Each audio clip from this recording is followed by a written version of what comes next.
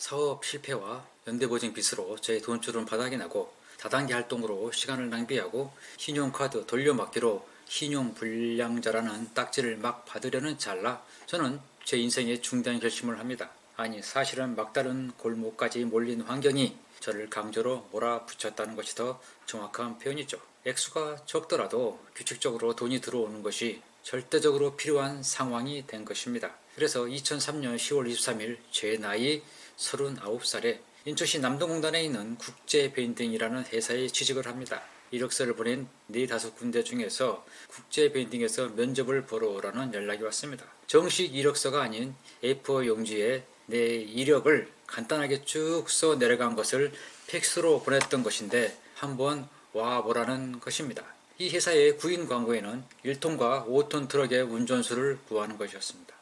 운전면허증은 1종 보통과 1종 대형을 갖고 있었고 이미 13년간 운전을 해와서 운전에는 아무런 어려움이 없었죠. 학력에 있어서 대학 졸업자이지만 그냥 고등학교 졸업으로 기록했습니다. 이 회사는 국제 베인딩이라는 이름에서 알 수 있듯이 파이프나 앵글이나 평철을 원이나 호 모양으로 구부려주는 일과 철판을 절단하는 모형 절단기 2대로 철판 절단 가공이 주 사업이었습니다.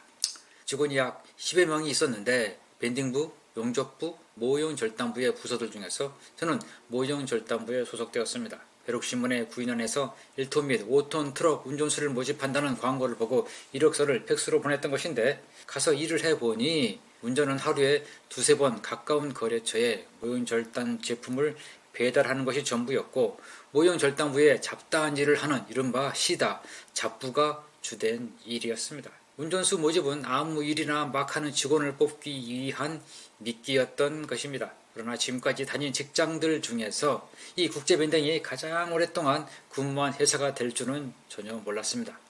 4년 6개월 동안 근무하면서 급여는 130만원에서 250만원으로 2년 만에 생산부 사원에서 과장을 거쳐 부장으로 올라가게 되었습니다.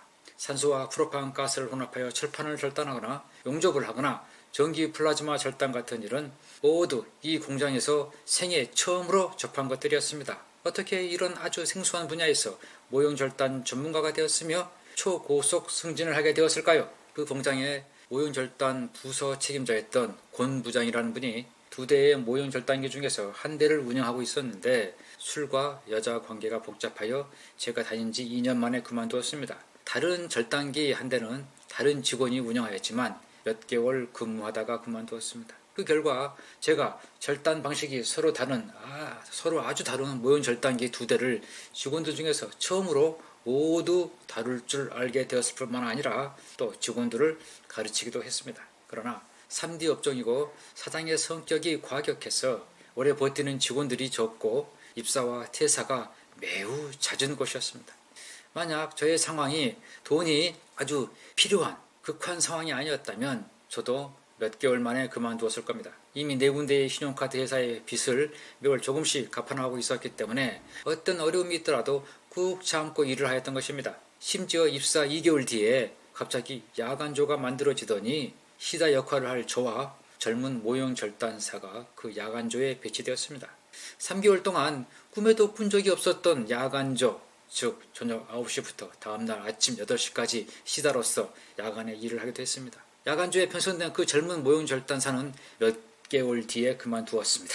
저는 입사 6개월 만에 모형 절단기 운영을 마스터했고 다시 3개월 뒤에 다른 모형 절단기 운영도 마스터했습니다. 그러자 사장은 곧바로 저를 과장으로 승진시키고 김 부장이라는 분이 퇴사하자 저를 부장으로 승진시켜 주었습니다. 월급도 130만원에서 200만원으로 다시 250만원으로 올려주었습니다. 모형 절단사로 열심히 일하던 2006년도 즈음에 한국인 일본어 통역사를 대동하고 일본 사람들 2-3명이 나타나기 시작했습니다. 공장의 시설을 둘러보기도 하고 철판을 절단하고 있는 제게도 와서 이것저것 질문도 하더라고요. 제가 일본어를 몇 마디 했더니 신기해하고 재밌어 하더라고요. 나중에 알고 보니 일본 미쯔비시의 대형 자동차 운반선을 만드는데 그것에 들어갈 철 부품을 생산할 수 있는 공장들을 물색하며 다니는 바이어들이었습니다. 여차여차하여 공장 시설은 제품 생산이 가능했지만 무역 담당자가 없어서 곤란하던 차에 저의 전문 분야인 무역 실무와 일본어 통역까지 가능한 직원이 있는 저희 국제 밴딩이 결국 낙점이 된 것입니다.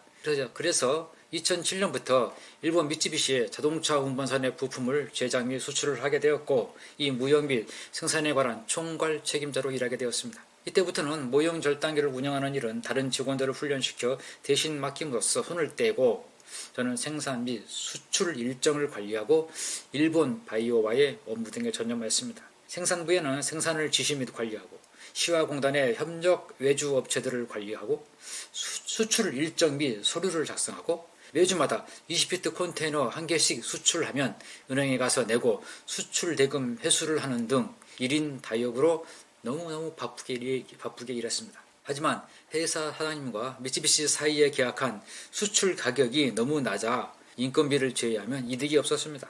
일본 사람들이 어떤 사람들이니까. 그리고 일본과의 수출 거래에 중간 에이전트가 많아 저희의 경우는 3단계인데요. 수출 단가를 높이는데 한계가 있었습니다. 따라서 사장과 저는 마라톤 미팅을 한 결과 2008년도부터는 자동차 운반선 부품 수출을 더 이상 하지 않기로 했습니다. 그런데 2007년도 말에 사장은 바이어를 인천국제공항에서 단독으로 만나 2008년도 물량을 계약을 하고 말았습니다. 원래 사장님들이야 대부분 그렇지만 감정의 변화가 하루에 12번씩 오락가락하고 10분 전에 자신의 입에서 말한 내용을 뒤집는 일을 다반사로 하는 것이 어디 그 회사에서만 일어나는 일이겠습니까? 2008년 4월 말 제 나이 44살에 저는 국제밴딩에 사표를 내고 그만둡니다. 만 4년 6개월간 일한 직장으로 이곳에서 일하면서 카드빚도 모두 갚고 아파트도 21평에서 30평대로 옮겨갔습니다. 사장 뇌가 저를 잡고 설득하려고 했지만 저의 마음은 이미 떠나 있었습니다. 각종 채무에서 벗어났고 가정의 평온을 회복하는 목표를 이미 성취한 시점에서 다른 곳에서 더 기술을 익히고 인맥을 넓히고 저의 세계를 모색할 거라고 생각했기 때문에 파란만장했던 국제밴딩에서의 직장 생활을 과감하게 그러나 아주 심플하게 접었습니다. 한 인간이 환경을 이끄는 것이 아니라 환경이 인간을 몰고 갑니다. 상황이 저를 리드하며 끌고 가는 것이죠. 제가 주도적으로 리드한다고 했던 지난날 많은 일들이 결과가 좋지 않았습니다. 저는 준비된 인간이 아니었습니다. 수많은 시행착오의 결과는 저만의 독특한 환경을 만들어냅니다. 부채를 벗어나려는 상황과 목표가 국제밴딩이라는 생산 현장을 수년간 견디게 한 것은 명확하고 분명합니다. 환란 속에 있을 때는 환경을 즐길 겨를이 없습니다. 상황을 통제하고 자세히 관주하며 여유를 부릴 사이가 없습니다. 그러나 상황이 호전되고 풀릴 것 같지 않던 문제들이 마무리되면 세상은 새롭게 다가오고 삶에서 선택의 폭은 넓어지는 것입니다.